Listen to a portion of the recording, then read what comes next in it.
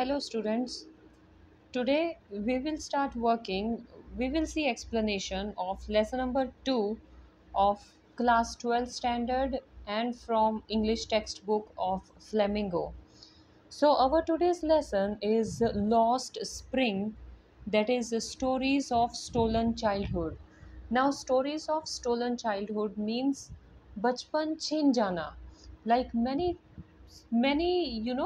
children at the age at the time when they are supposed to study, but they do lots of work of earning basis, etc. So it is all related to that. So this lesson is actually divided into two parts. Two different stories हैं इस lesson में. एक story है साहिब की, जो कि garbage picker होता है.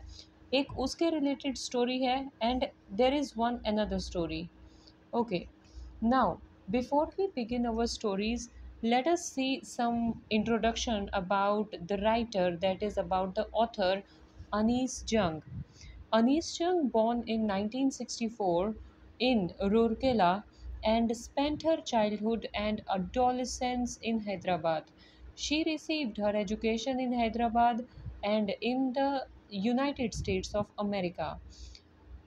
Her parents were both writers. Anis Jung began her career as a writer in India. She has been an editor and columnist for major newspapers in India and abroad and has authored several books. सो काफ़ी अच्छी information दी है अनीस जंग के बारे में कि उनके parents दोनों ही राइटर्स थे. Not only that, she received education in Hyderabad as well and she went for further studies to abroad, that is in United States. Further, they are writing, the following is an excerpt from her book titled Lost Spring, Story of Stolen Childhood. Here she analyzes the grinding poverty and traditions which condemn these children to a life of exploitation. Many families have such kind of thinking, like the same business they carry on generation to generation, कि हम तो ऐसा ही business करते हैं, या फिर ऐसा होता है कि हमारी फैमिली में तो ऐसे ही बिज़नेस चलते हैं, राइट. तो ये कुछ कई बार इस थिंकिंग की वजह से भी लोग जो हैं वो पॉवर्टी से बाहर नहीं निकल पाते. तो यहाँ पर जो टू स्टोरीज़ हैं वो पॉवर्टी के बेस पर ही है, गरीब बच्चों के बारे में है, कि मतलब how and what kind of mentality they create among themselves to live the life. Okay, so that was introduction about writer, about author.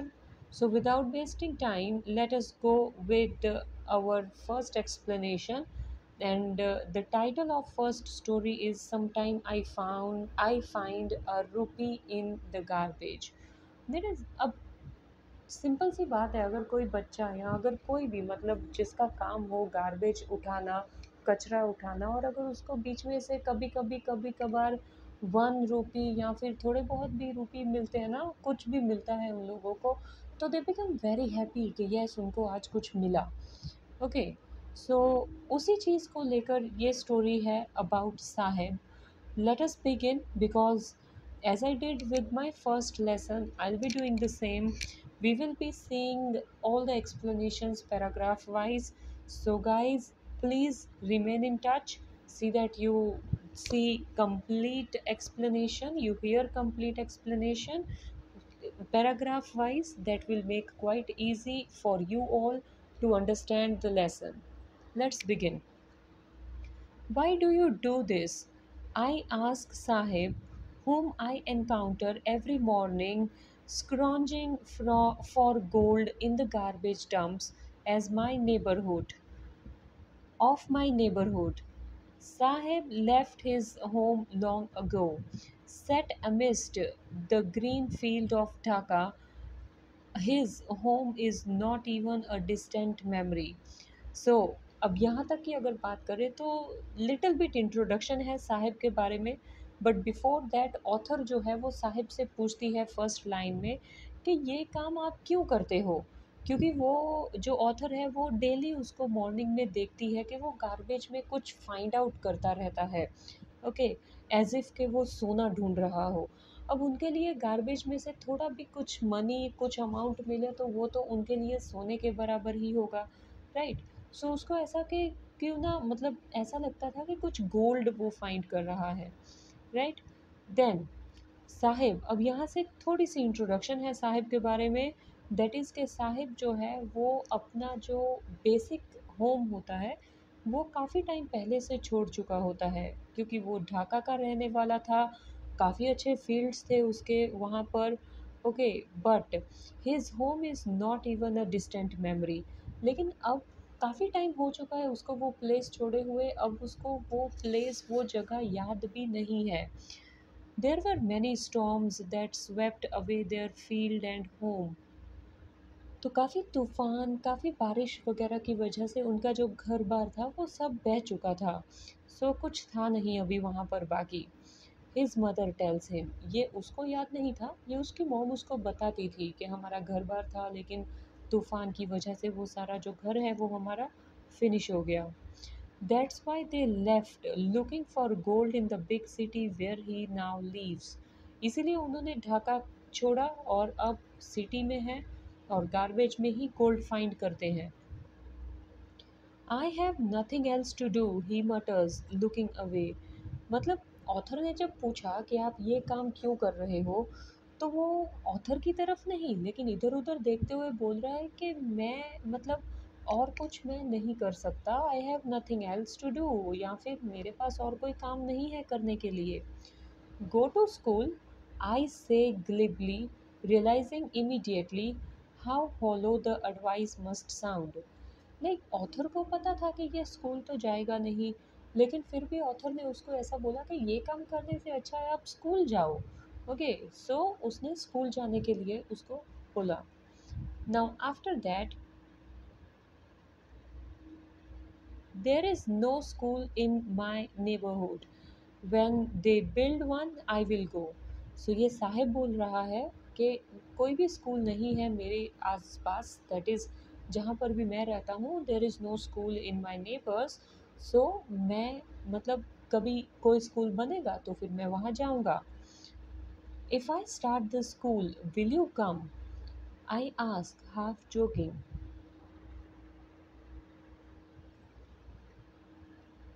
तो फिर ऑथर उससे पूछती है कि अगर मैं स्कूल वहाँ पर स्टार्ट करूँ तो क्या तुम वहाँ पे स्कूल आओगे? कि मतलब उसको तो ऐसा ही था कि मतलब मज़ाक के तौर पर उसने पूछा। Yes he says smiling broadly, उसने स्माइल करते हुए बोला हाँ मैं आऊँगा। I, a few days later, I see him running up to me, is your school ready? तो कुछ दिनों बाद, अभी एवरी मॉर्निंग उनका लाइक एक दूसरे को देखना हो ही जाता था। तो कुछ दिनों के बाद साहिब जो है वो खुद ऑथर के पास आकर पूछ रहा है कि क्या आपका स्कूल रेडी हो गया तो मैं वहाँ पर आना शुरू करूँ। बट ऐसा तो कुछ था ही नहीं हुआ। It takes longer to build a school I say. तो मैंने, दैट इज़ ऑथर ने उसको बोला कि स्कूल बनने में टाइम लगता है। Embarrassed eight having made a promise that was not meant. Like author को ये बिल्कुल अच्छा नहीं लगा कि उसने ये प्रॉमिस किया, क्योंकि एक पुअर बच्चे के साथ ये प्रॉमिस करना और वो प्रॉमिस आप पूरा ना कर सको, तो किसी को झूठी उम्मीद देना सही बात नहीं है। सो ऑथर इसके लिए बहुत उसको फील हुआ। But promises like mine abound in every corner of his bleak world. लेकिन ऐसे वादे तो उसकी दुनिया में बहुत होते होंगे, काफ़ी लोग करते होंगे ऐसे सारे वादे उसके साथ। After month of knowing him, I ask him his name. So काफ़ी टाइम, मतलब काफ़ी टाइम बीत चुका था, जानते थे हम अब एक दूसरे को। तो अब फाइनली मैंने उसका नाम पूछा। Sahib Alam he announces. तो साहिब ने अपना नाम बताया, Sahib Alam. He does not know what it mean. उसको एक्चुअली पता ही नहीं था कि साहिब आलम का मतलब क्या होता है। If he new it's meaning, अगर उसको पता होता कि इसका मतलब क्या होता है। अब इसका साहिब आलम का मतलब क्या होता है? That is Lord of the universe, पूरे यूनिवर्स का Lord. Okay, he would have a hard time believing it. मतलब अगर उसको ये पता चले कि क्या वो काम कर रहा है और उसके सामने क्या उसके नाम का मतलब बनता है, तो वो बिलीव ही नहीं कर पाएगा कि ये मेरे नाम का मतलब है।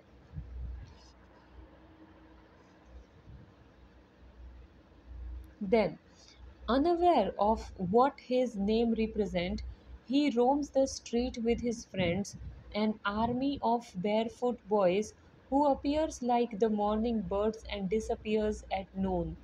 अब अपने नाम का मतलब जाने बिना वो अपने दोस्तों के साथ यहाँ वहाँ घूमता रहता, नंगे पैर, बैरफुट मतलब बिना चप्पल के, बिना सैंडल के वो यहाँ वहाँ घूमता रहता। उसको यही नहीं पता था कि उसके नाम का मतलब क्या है, और ना ही कभी उसने जानने की एक्चुअली कोशिश भी की। बस वो अपने दोस्तों के साथ सुबह होता था, दोपहर को गायब हो जाना, ऐसे ही उसकी लाइफ चलती थी।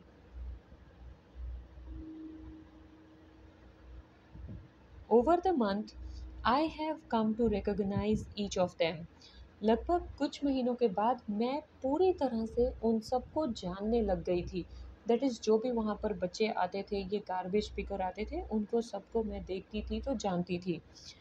Why aren't you wearing chappals, I asked one. तो एक दिन फिर एक लड़के को मैंने पूछा कि आप चप्पल क्यों नहीं पहनते। My mother did not bring them down from the shelf, he answer simply. तो सी, उन्होंने ये नहीं बोला, एक बच्चे ने ये नहीं बोला कि मेरे पास रुपीज़ नहीं है, या मैं ख़रीद नहीं सकता, या मैं पुअर हूँ। लेकिन उसने बड़ा सिंपल सा आंसर दे दिया कि मेरे मॉम चप्पल शेल्फ से उतार नहीं रहे, इसके लिए मैंने नहीं पहनी। Okay, then even if she did, he will throw them off, adds another who is wearing shoes that do not match.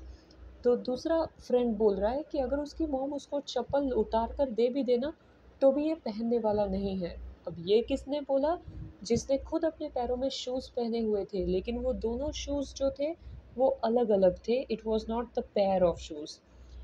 When I comment on it, he shuffles his feet and saying nothing, says nothing. I want shoes, says the third boy, who has never owned a pair all his life. तो जब मतलब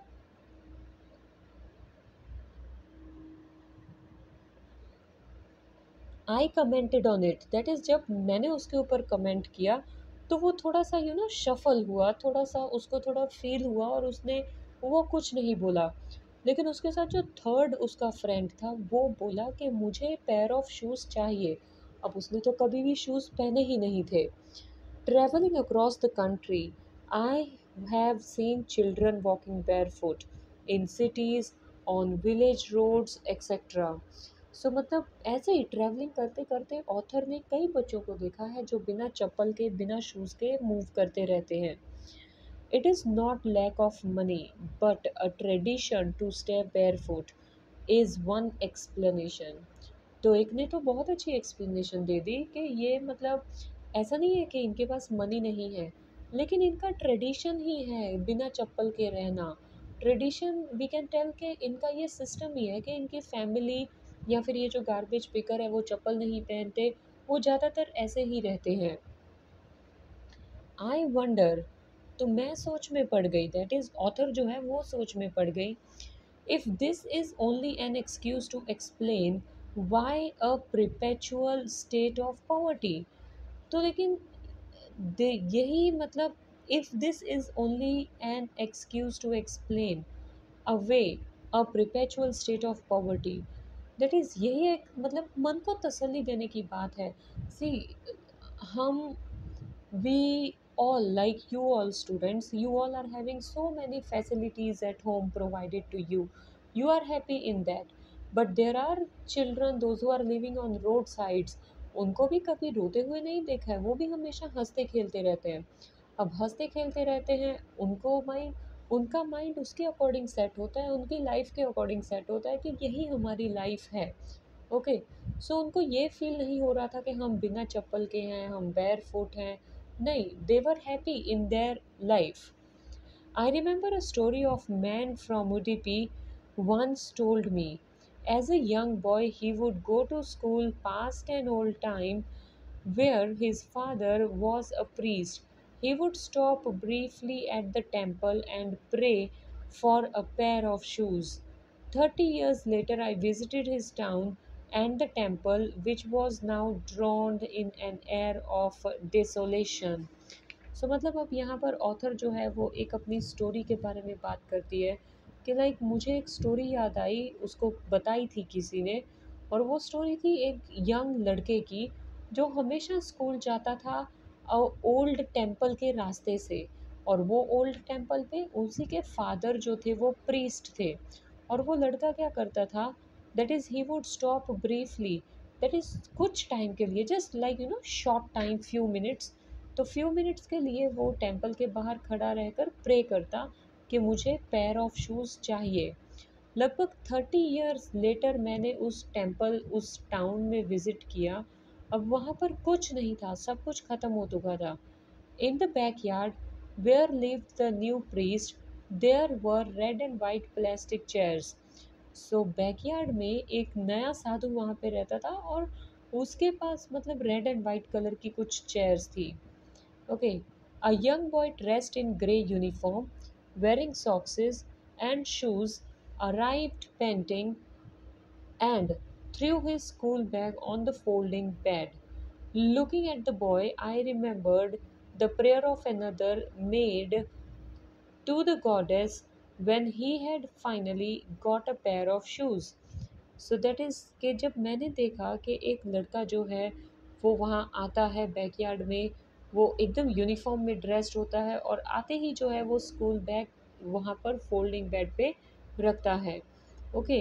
और उसको देखकर ऐसा होता है कि फाइनली उसको पेयर ऑफ शूज़ मिल गए हैं जो हमेशा भगवान को प्रे करता रहता था। Let me never loose them. तो वो लड़का ऐसा था कि मतलब मैं कहीं ये शूज़ को खो ना दूँ। The goddess has granted his prayer. भगवान ने उसकी प्रार्थना सुन ली। Young brother like the son of the priest now wore shoes. So finally young boys जो हैं, प्रीस्ट के जो बॉयज़ हैं, सन है, वो फाइनली शूज़ पहनने लगे। But many other like rag pickers in my neighbourhood remain shoelace. लेकिन जो ये गार्बेज उठाने वाले हैं वो ज़्यादातर शूलेस ही रहते हैं। My acquaintance with the barefoot rag pickers lead me to Simapuri. That is, अब मेरा जो है ना barefoot rag pickers lead to Simapuri. So that is अब वो सोचने लगी है कि मतलब सीमापुरी में भी उसने देखे होंगे, right? A place on the periphery of Delhi. That is Seemapuri कहाँ पर है? वो दिल्ली के किनारे पर है, we can tell on the edge of Delhi. Yet miles away from it, काफ़ी दूर भी है लेकिन दिल्ली के पास हम बोल सकते हैं। Metamorphically, those who lived here are squatters who came from Bangladesh back in 1971। सो सीमापुरी में ज़्यादातर कौन रहते थे? वो लोग रहते थे जो बांग्लादेश से यहाँ पर माइग्रेट हुए थे और 1971 से यहीं पर रहते थे। Sahibs family is among them, तो साहिब की फैमिली भी उन्हीं में से एक है। Seemapuri was then a wilderness, it still is, but it is no longer empty. तो सीमापुरी काफ़ी बड़ा है और अब काफ़ी पॉपुलेशन भी है वहाँ पर, ज़्यादा लोग वहाँ पर हैं। In structure of mud with roofs of tin and tarpaulin, devoid of sewage, drainage or running water, leave 10,000 rag pickers। तो वो कहाँ पर रहते थे? एक स्लम एरिया बोल लीजिए, लाइक एक सीवेज है, एक ड्रेनेज सिस्टम जो बह रहा है, उसकी सराउंडिंग में ये लोग स्टील और तारपलिन की हट्स बनाकर वहाँ पर रहते। They have lived here for more than 30 years without an identity। और ये जो रैग पिकर्स है वो लगभग 30 सालों से यहाँ पर हैं और वो भी उन्होंने कोई अपनी आइडेंटिटी बनाई नहीं है। Without permits but the ration card that get their name on voters list and enable them two by grains. उनके पास और कोई आइडेंटिटी प्रूफ नहीं था, उनके पास सिर्फ एक ही चीज़ थी और वो था राशन कार्ड, जो कि लीगल एक प्रूफ होता है, and that is what they were having right to vote as well. Food is more important for survival than an identity. खाना ज़्यादा इम्पोर्टेंट है आइडेंटिटी बनाने से, खाना इम्पोर्टेंट है, उनका ये मानना था। If at the end of the day we can feed our family and go to bed without an aching stomach, we would rather live here than in the fields that have no grains for us, says the group of women in tattered saris when I ask them why they left their beautiful land of green field and river. तो author ने पूछा होगा, may be Sahib की mother से पूछा होगा कि क्यों आप ऐसी ज़िंदगी बीत रहे हो, आपकी खुद की प्रॉपर्टी है तो उन्होंने यही बोला क्योंकि फ्लड्स आ चुके थे और वो प्रॉपर्टी अब किसी काम की नहीं रही थी। तो अब उसका यही मानना था, दैट इज़ साहिब की फैमिली का यही मानना था कि ऐसी जगह पर रहना, ऐसी ज़मीन को सँभालना जो हमें ग्रेन्स ही नहीं देगी, उससे तो अच्छा है हम यहाँ पर रहें ताकि हम मतलब फैमिली का पेट भर सके और भूखे सोना ना पड़े। Okay, then wherever they find food they pitch their tents that became transit home, that is जहाँ पर भी उनको खाना मिलता वो लोग अपना टेंट वगैरह उठाकर वहीं चले जाते और उसको बोलते हैं transit home, that is movable home from one two another. Children grow up in them becoming partners in survival, बच्चे ऐसे ही टेंट्स वगैरह में पले बड़े हैं। And survival in Seemapuri means rag picking, और मतलब सीमापुरी में रहना मतलब रैग पिकिंग करना, गार्बेज उठाना। Through the years it has acquired the proportion of a fine arts, सो सालों से यही काम चला आ रहा है। Garbage to them is gold, garbage जो है वो गोल्ड है उनके लिए। It is their daily bread, a roof over their heads, ये उनका डेली ब्रेड मतलब डेली एक्टिविटी था उनका। Okay, even if it is a leaking roof, but for a child it is even more, that is poverty में जो लोग रहते हैं उनकी छत से अगर पानी भी टपक रहा है उनके लिए वो भी अच्छी ही होती है, right. Then I sometime find a rupee, even a 10 rupee note, Sahib says, his eyes lighting up, तो उसकी eyes light up, that is Sahib further उसको बोलता है कि कई बार मुझे कुछ रुपीज़ 10 रुपीज़ वगैरह मिलते हैं, कहाँ से, that is from garbage. When you can find a silver coin in a heap of garbage, you don't stop scrounging, for there is hope of finding more. That is Sahib यही बोल रहा है कि अगर 10 रुपीज़ मिले तो एक और उम्मीद होती है कि और फाइंड करते हैं, शायद हमें और ज़्यादा मनी मिलेगा। So that makes people to become expert in garbage picking etcetera. It seems that children garbage has the meaning different from what it means for their parents. तो बच्चों के लिए गार्बेज का मीनिंग अलग था, पेरेंट्स के लिए एक्चुअली अलग, लेकिन बच्चों के लिए एकदम अलग।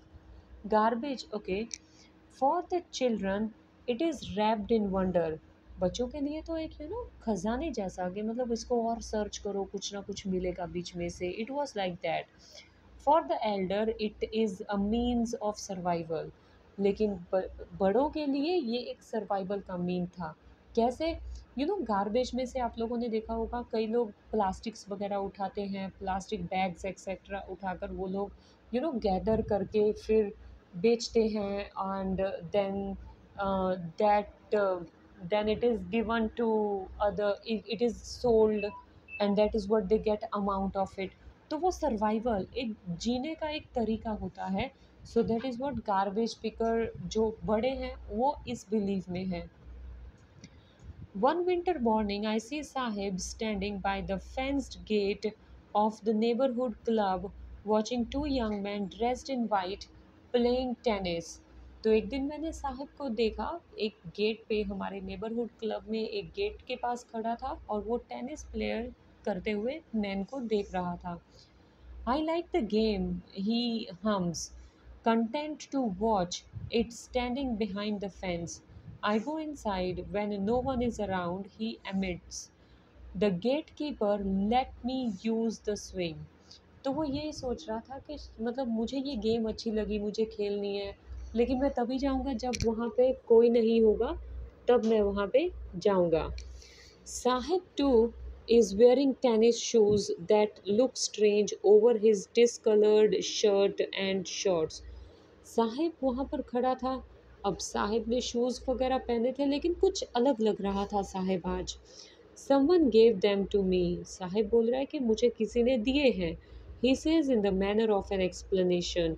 वो एक्सप्लेन करने की कोशिश कर रहा है कि ये जो कपड़े वगैरह जो भी उसने पहने हैं वो उसको कहीं से मिले हैं। The fact that they are discarded shoes of some rich boys who perhaps refuse to wear them because of a hole in one of them. तो मे बी वो शूज़ थे जो किसी अमीर लड़के ने पहनने से रिजेक्ट कर दिए होंगे क्योंकि वहाँ पर कुछ शूज़ में कुछ होल हो रखे थे। ओके, बट साहिब के लिए तो वो शूज़ अच्छी कंडीशन में ही थे बिकॉज़ वो अफोर्ड नहीं कर सकता था शूज़ को परचेज़ करना। तो for Sahib it was good. So Sahib was happily wearing those shoes. But the game he is watching so intently is out of his reach. लेकिन जो गेम वो देख रहा था वो उसकी पहुंच से बाहर थी। This morning, Sahib is on his way to the milk booth. In his hand, he is in his hand is a steel canister. I now work in a tea stall down the road, he say, pointing in the distance. I am paid 800 rupees and all my meals. Does he like the job? I asked. तो Sahib finally कहाँ पर काम करना शुरू किया साहिब ने? एक milk booth पे। वहाँ पर वो स्टील कैनिस्टर में एक टी स्टॉल पे। ओके, मतलब वो मिल्क बूथ पे दूध लेने आया होगा स्टील के कंटेनर में। तो वो बोल रहा है कि मैं अब टी स्टॉल पे काम करता हूँ और मुझे लगभग 800 रुपीज़ भी मिलते हैं एंड खाने के लिए खाना भी मिलता है। लेकिन मैंने दैट इज़ ऑथर ने पूछा कि क्या उसको ये जॉब पसंद है। His face, I see, has lost the carefree look. लेकिन उसके फेस पे ना वो एक्साइटमेंट नहीं थी जब उसको मैंने पहली बार ये पूछा था कि आप ये रैक पिकिंग क्यों कर रहे हो। पहली बार जब पूछा था वो एकदम फ्री कर रहा था, लेकिन अभी वो जो काम कर रहा है वो बंद कर रहा है। बंद कर मतलब कमिटेड हो जाते हैं कि जो ओनर बोलेगा वही काम करेगा। अर्लियर रैक पिकिंग करते वक्त साहिब खुद का ओनर खुद था। Sahib was owner of himself, but now the story has changed. Sahib had started working for someone else, so he was no more owner of himself again now. His face, I see, has lost the carefree look. The steel canister seems heavier than the plastic bag he could carry so lightly. So steel canister जो है वो और ज़्यादा heavy लगते थे rather than rather than that is वो जो bag carry करता था उससे ये हैवी लगता था। The bag was his. वो जो रैक पिकिंग का बैग था वो इसका खुद का था। और canister belongs to the man who owns the tea shop. और जो कैनिस्टर है वो किसी और का। तो ऑब्वियसली अगर किसी और की चीज़ के लिए और किसी और की चीज़ का काम करना हो तो डेफिनेटली वो कैरिंग करनी पड़ेगी कि टूट जाएगा तो हमारा नाम आएगा। तो उसके फेस पे अभी वो जो एक फ्री इंडिपेंडेंट बॉय का लुक था वो नहीं था। Okay, the canister belongs to the man who owns the tea shop. Sahib is no longer his own master. Sahib अब अपना master खुद नहीं रहा. Okay, so this was the one story of lesson number 2, that is the lost spring. So we will begin another story in our next video, that is I want to drive a car will be seen in the next video. Before I finish, before I end up, you can see 3 questions written on the side. Try to find answers, try to write answers on your own first, and then see your answers are correct or no. That will help you a lot to work. Story तो आप लोगों को समझ में आ ही गई होगी। Sahib is the main character of this, जो पहले रैक पिकिंग करता था, लेकिन रैक पिकिंग करते वक्त वो काफ़ी खुश भी रहता था और उसको मज़ा भी आता था। लेकिन फिर फाइनली जब वो टी स्टॉल पे काम करने लगा उसके फेस पे वो खुशी दिखाई नहीं दे रही थी, बिकॉज उसका अभी थोड़ा एक रिस्पॉन्सिबिलिटी जैसी उसकी बढ़ गई थी. So that's it guys for this video. Please stay connected and see that you watch videos. I'll be uploading videos of all the lessons of this book time to time, so see that you watch it and try to solve question answers on your own first rather than copying. Thank you everyone. Take care. Bye bye.